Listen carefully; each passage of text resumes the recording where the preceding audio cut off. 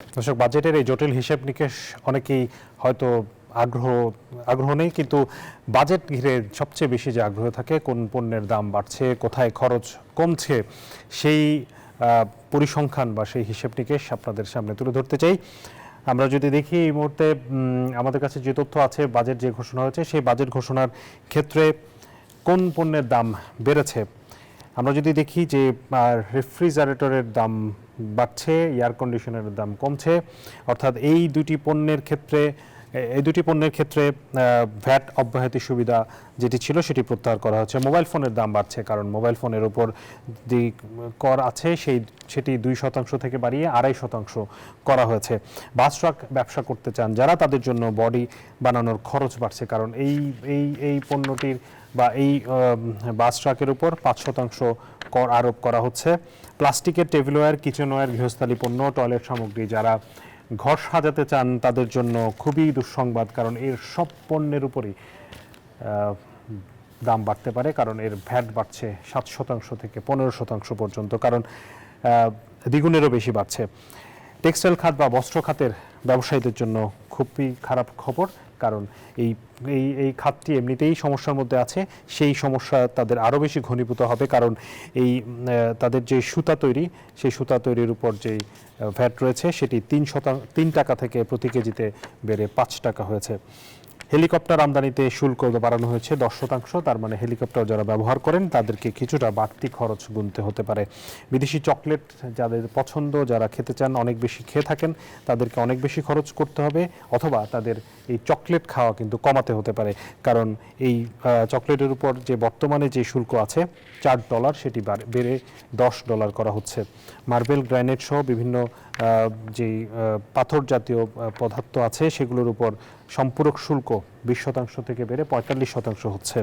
মোটরের উপর 350 ওয়াটের যে ডিসি মোটর, তার আমদানি শুল্ক বাড়ছে 15 গুণ, অর্থাৎ 1% থেকে বেড়ে 15% করা হচ্ছে। এতে মোটরের দাম বাড়তে পারে অনেক বেশি।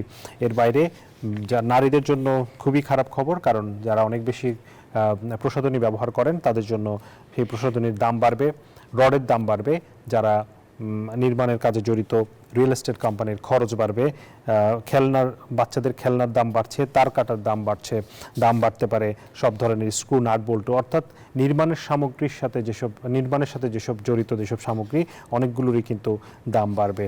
ইলেকট্রনিক হার্ডওয়্যারের দাম বাড়বে, সেলফ, কপিরাইটার, ডুপ্লেক্স বোর্ড, এছাড়া প্লাস্টিকের তৈরি ওয়ান টাইম যে গ্লাস, বাটি, প্লেট বহুল ব্যবহৃত হয়ে থাকে সেগুলোর ক্ষেত্রে দাম বাড়তে পারে। তামাক, বীজের দাম বাড়বে। মোটরসাইকেল এবং সাইকেলের যে যন্ত্রাংশ, সেই যন্ত্রাংশের দাম বাড়ার কারণে কিন্তু মোটর বাইক যারা কিনতে চান বা সাইকেল কিনতে চান তাদের সামনের দিনে বাজেট একটু বেশি রাখতে হবে। এর বাইরে খুবই খারাপ খবর, গর্ভবতী এবং দুগ্ধপানকারী যে বাচ্চারা আছেন তাদের যে ফুড সাপ্লিমেন্ট আছে, সেই ফুড সাপ্লিমেন্টের দাম বাড়তে পারে। বেভারেজ আইটেমের দাম বাড়বে, দরজার তালার দাম বাড়তে পারে। দর্শক, এবারে জানাতে চাই কোন কোন পণ্যের দাম কমবে। সেই কমার তালিকাটা কিছুটা ছোট, সবসময় যেটি হয়ে থাকে দর্শক, বাড়ার চেয়ে কমার তালিকাটা সবসময় ছোট থাকে। আইসক্রিমের দাম এবার কমবে, যারা আইসক্রিম খাবে এই গরমের মধ্যে কিন্তু আইসক্রিমটা অনেক বেশি বেশি খেতে পারবেন। বাস, মাইক্রোবাস নতুন কিনতে চান তাদের জন্য খুবই ভালো খবর, কারণ এই পণ্যটির দাম অনেক বেশি কমতে পারে, কারণ এটির আমদানি শুল্ক এবং সম্পূরক শুল্ক দুটি অর্ধেকে নামিয়ে আনা হচ্ছে। এর বাইরে চিনির দাম কমছে, পরিশোধিত চিনি আমদানিতে টন প্রতি যে শুল্ক আছে 4,500 টাকা, সেটি কমে 4,000 টাকা করা হচ্ছে। এর বাইরে দাম কমতে পারে লবণ, ক্রিকেট ব্যাট, সিরিজ কাগজ, মাখন, পোড়ামাটির প্লেট এবং পচনশীল উপাদানে তৈরি গ্লাস, প্লেট কিংবা বাটি।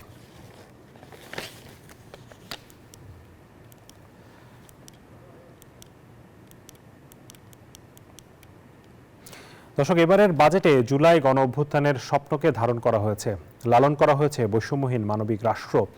বাজেট ঘোষণায় এসব কথা জানান অর্থ উপদেষ্টা সালেউদ্দিন আহমেদ। অভিযোগ করেন আর্থিক খাতে নজিরবিহীন লুটপাট করেছিল আওয়ামী সরকার। জানান অবাধ এবং নিরপেক্ষ নির্বাচনের মাধ্যমে গণতান্ত্রিক সরকারের কাছে ক্ষমতা হস্তান্তর করবে অন্তর্বর্তী সরকার। 2024 সালের 5 আগস্ট গণ অভ্যুত্থানের মধ্য দিয়ে পতন হয় স্বৈরাচার আওয়ামী লীগ সরকারের। ক্ষমতায় আসে অন্তর্বর্তীকালীন সরকার, যে সরকার সোমবার তাদের প্রথম বাজেট পেশ করল। অর্থ উপদেষ্টা জানান, অভ্যুত্থানের স্বপ্নকে ধারণ করে মানুষের জীবনমানের উন্নয়ন করতেই এই বাজেট। স্বপ্নকে ধারণ করে জুলাই অভ্যুত্থানের ভিত রচিত হয়েছিল, সেই স্বপ্ন বাস্তবায়ন করে আগামী প্রজন্মের জন্য আমরা একটি সুন্দর বাসযোগ্য আবাসস্থলকে রেখে দিতে চাই। জনগণের জীবনযাত্রায় নিয়ে আসতে চাই এক সুদূর প্রসারী পরিবর্তনের ঢেউ।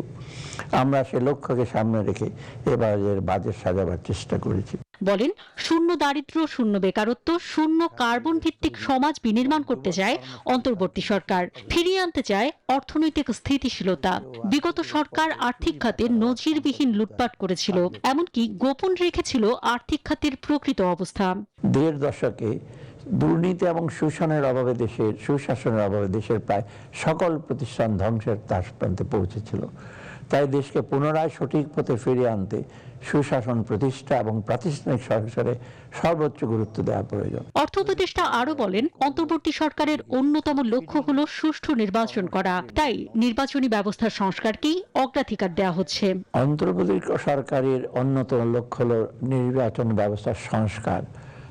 একটি অবাধ ও নিরপেক্ষ নির্বাচনের মাধ্যমে জনগণের ভোটাধিকার প্রতিষ্ঠা করা এবং গণতান্ত্রিক সরকারের হাতে ক্ষমতা হস্তান্তর করা। বলেন, জুলাই বিপ্লব দেশকে সঠিক পথে পরিচালিত হওয়ার বিরল সুযোগ তৈরি করে দিয়েছে। তাই নিশ্চিত করতে হবে বিজয়ের সুফল। অন্তরা বিশ্বাস, নিউজ 24, ঢাকা।